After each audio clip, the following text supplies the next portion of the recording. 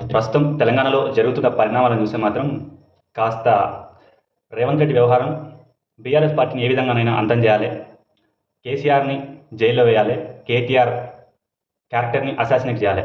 ఈ మూడు టార్గెట్గా పెట్టుకుని పనిచేస్తుండు. ఆయన ప్రతిపక్ష నాయకుడిగా ఉన్నప్పుడు కాళేశ్వరం మీద అది జరిగింది, ఇది జరిగింది, కుంగిపోయింది, దీని మీద అవినీతి జరిగింది, నేను కమిషన్ వేస్తా, అదేస్తా, ఇదేస్తా అని మాట్లాడాడు. సరే, అనుకోకుండా అధికారంలోకి వచ్చినటువంటి యాక్సిడెంట్ ముఖ్యమంత్రి రేవంత్ రెడ్డి ఆయన అన్నట్టుగానే పీసీ ఘోష్ ఆధ్వర్యంలో కమిషన్ వేసిండు. అది నిన్ననో మొన్ననో రాష్ట్ర ప్రభుత్వానికి నివేదిక కూడా అందించడం జరిగింది.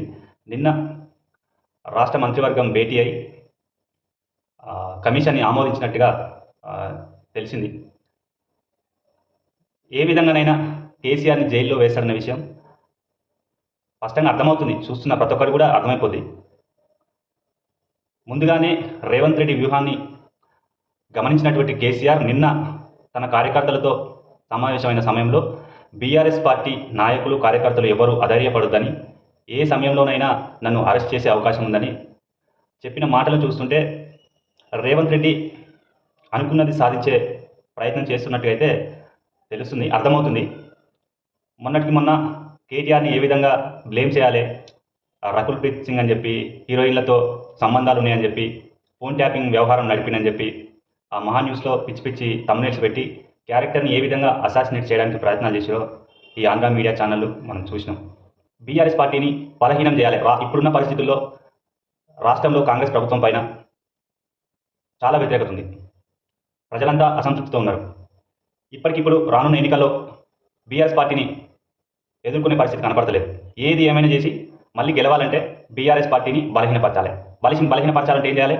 త్వరలో బీఆర్ఎస్ పార్టీ బీజేపీలో కలుస్తుందనే ప్రచారం ప్రజల మెదల్లో నెట్టాలి.